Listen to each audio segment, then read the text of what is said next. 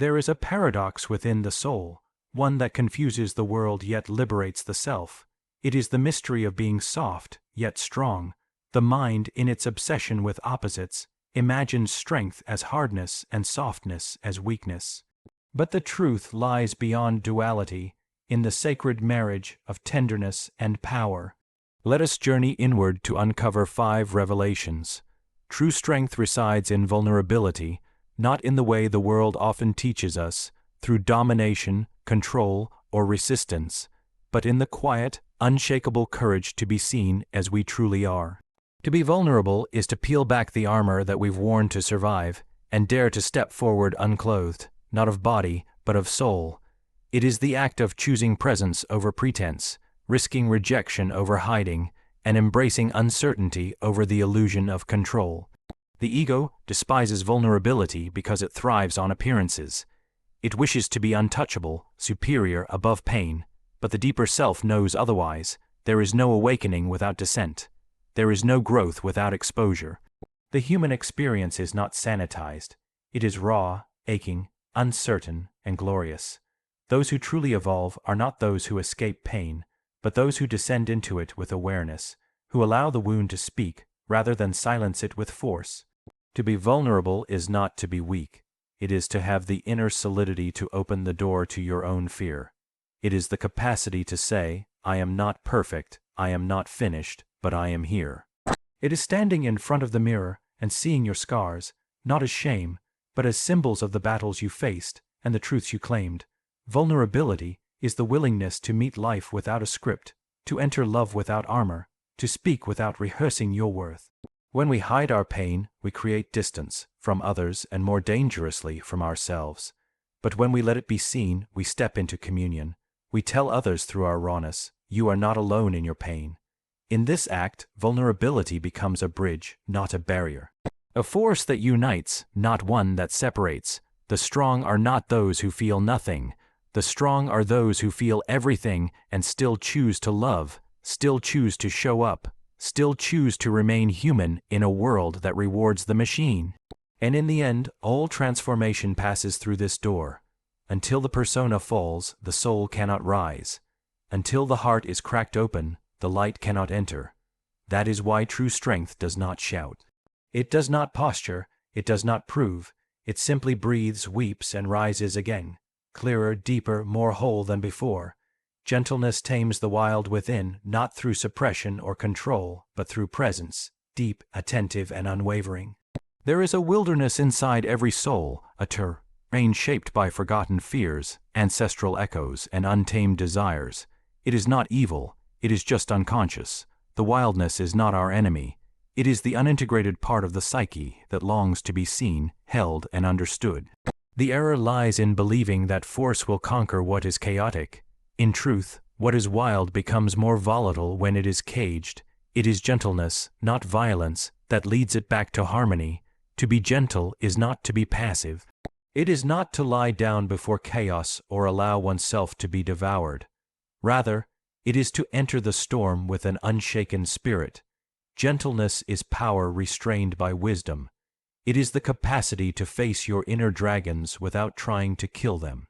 When we meet the parts of ourselves that rage or panic or sabotage with compassion instead of condemnation, we begin to witness a quiet miracle. Resistance fades, and those parts begin to speak. They begin to trust. And only through trust can healing begin. The wild within is not something to destroy. It is something to guide. There is sacred intelligence in our instincts, in our primal emotions. But they must be listened to with care, not obeyed blindly. Gentleness is the language the unconscious understands. It responds not to orders, but to attention. When you gently observe your own anger, it reveals its roots. When you softly hold your own fear, it begins to dissolve. Gentleness is not weakness. It is intimacy with one's own depths. The world has taught us to dominate ourselves, to strive, to conquer the inner world as if it were a battlefield. But that which is subdued through violence will always rise again, stronger and more defiant. Real transformation happens when we stop trying to master ourselves through control and begin to listen with presence. Gentleness is the invitation we offer to our shadow. Come forth, I will not judge you. And in that invitation, the shadow slowly becomes light.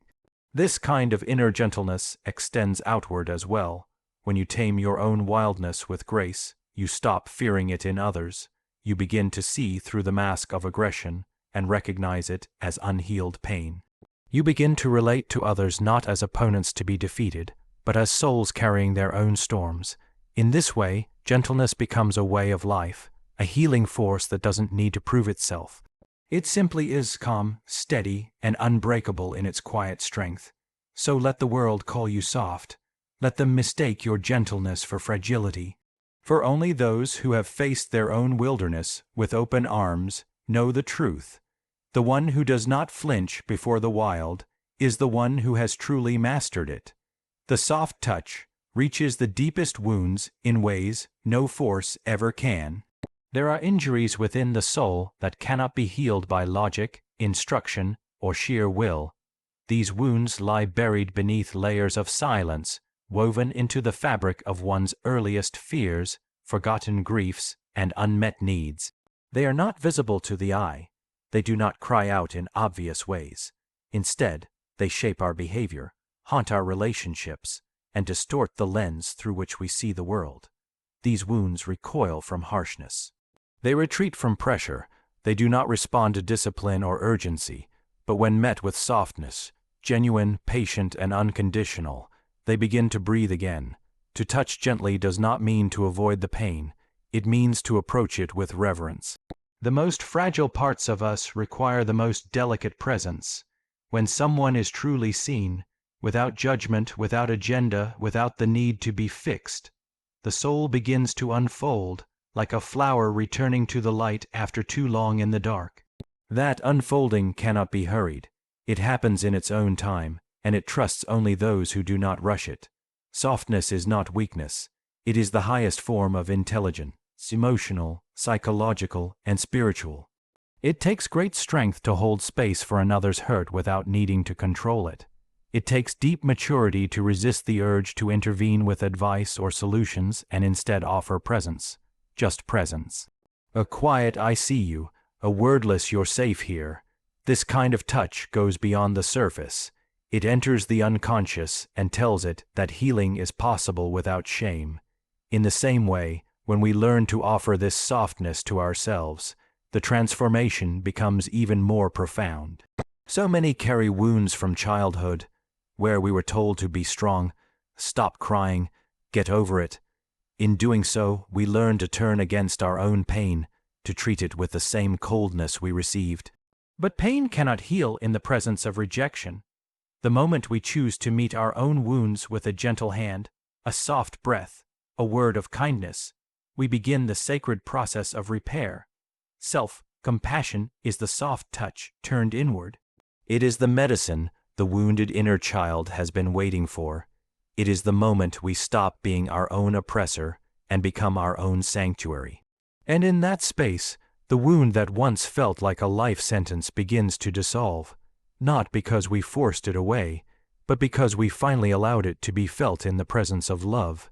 Even the deepest scars can become sites of power when touched with care. When the soul is held with gentleness, it does not forget, it transforms. Pain is transmuted into wisdom, sorrow into empathy, suffering into connection. The one who can touch others gently, who can sit with discomfort without fleeing, who can offer softness even in the presence of rage or fear, that person holds a power that transcends the physical. It is the power to heal, not just themselves, but the world around them. So never underestimate the quiet force of the soft touch. In a world addicted to urgency, speed, and toughness, it is the tender ones who carry the true medicine. They may not raise their voice. They may not demand to be seen. But wherever they go, healing follows in their silence. Strength without softness becomes tyranny, not only in the world outside but more dangerously within the kingdom of the self. When strength is separated from compassion, it morphs into domination. It may still build empires, command armies, and enforce rules, but it forgets the very reason for power: to protect, to guide, to serve. A strength that does not bend becomes brittle. A force that does not feel becomes cruel. What appears unshakable eventually collapses, not because it was weak, but because it refused to listen. In the psyche, this shows up as the inner tyrant, the voice that demands perfection, that punishes failure, that allows no rest, no softness, no humanity. It calls itself discipline, responsibility, leadership, but it is a disguised fear, a fear of appearing vulnerable, of losing control, of being unloved. This tyrant conquers the world within through shame and silence. It silences the inner child, dismisses the body's fatigue, and scoffs at the soul's longing for connection. It pushes relentlessly forward, never asking why, only demanding more. This kind of strength might bring external success, but it costs too much. It depletes the soul, it leaves a person disconnected, hardened, and eventually empty. Without softness, the heart becomes numb. Without tenderness, relationships grow cold. Without humility, power becomes poison. And slowly, the very strength that once made us feel alive begins to erode our aliveness from the inside out. Softness, on the other hand, brings balance. It is not the opposite of strength. It is what keeps strength from becoming destructive. A strong hand that can also offer gentleness becomes trustworthy. A voice that can command and also console becomes wise. Leadership that includes empathy does not rule, it uplifts. Power tempered by tenderness becomes sacred. It recognizes the humanity in others and refuses to violate it, even when it has the means to do so. History, both personal and collective, is full of examples where power without heart has led to ruin. Families broken by authoritarian parents. Nations crushed under the weight of dictators. Inner lives shattered by merciless self-judgment. The root is always the same: strength divorced from care. When we separate the sword from the soul, we create suffering. And so, the work is not to discard strength, but to integrate it with softness, to allow the warrior to be guided by the healer, to let the mind's clarity be balanced by the heart's wisdom. When we do this, strength becomes not something we use to dominate life, but something we offer in service to it. We become protectors, not predators. We become sovereign, not superior. The soul does not seek tyranny. It seeks harmony. The goal is not to be feared. It is to be whole, and wholeness means embracing both the firm and the tender, both the edge and the embrace. Only then can our strength carry the weight of love.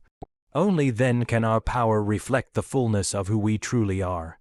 Integration is the birth of wholeness, not through the denial of our contradictions, but through their conscious union. The human psyche is a constellation of opposites: light and shadow, strength and softness, passion and restraint, clarity and confusion. Most live fragmented, torn between these opposing forces, suppressing what doesn't fit their preferred self-image. But healing does not arise from choosing sides. It emerges from embracing the tension, from allowing the full spectrum of the self to exist, to speak, to breathe. There is a deep longing within every soul to be whole. Not perfect, but whole. Wholeness does not mean the absence of darkness. It means no part of the self is exiled. The warrior is welcomed. The dreamer is welcomed. The child is welcomed. Even the saboteur, the wounded one, the jealous one. Each is understood, not shunned. To integrate is to say, you are part of me, and I will no longer pretend that you are not. Most suffering begins in this refusal to acknowledge what we are. The parts we reject do not vanish. They act out in hidden ways, sabotaging relationships, fueling addictions, erupting as anxiety or depression. What we repress grows stronger in the shadows. What we accept returns to harmony. Integration is the conscious act of listening to all of these inner voices, not to be controlled by them, but to understand their message and restore balance. There is no transformation without this inner dialogue. The parts we once feared begin to reveal their purpose. Rage becomes the guardian of boundaries. Grief becomes the doorway to love. Fear becomes a map to vulnerability. Even the traits we once judged in others mirror what we refuse to meet within ourselves. This is the alchemy of integration, turning division into dialogue, inner conflict into inner coherence, and in this process, something deeper is born, a center, a core, an inner presence that is no longer swayed by every wind of emotion or thought. This center is not rigid, it is rooted. It allows life to move, to challenge, to surprise, without losing the thread of who we are. We become whole, not by fixing ourselves, but by making space for all of ourselves. This inner wholeness brings a quiet strength. The world may remain chaotic, people may still misunderstand us, life may still bring loss, but there is a sense of inner alignment that cannot be disturbed. We are no longer at war with ourselves. We walk into the world from a place of integration, and this changes everything. Our presence becomes healing. Our words carry truth. Our actions reflect depth. We no longer need to prove anything. We simply are. Wholeness is not a destination. It is a lifelong return to the self. Again and again, we meet parts we had forgotten. Again and again, we offer them our presence. And with each return, we become more real, more human, more alive. This is the path of the soul, not perfection, not performance, but integration, and through it, the sacred truth unfolds. Nothing within us is wasted. Everything belongs.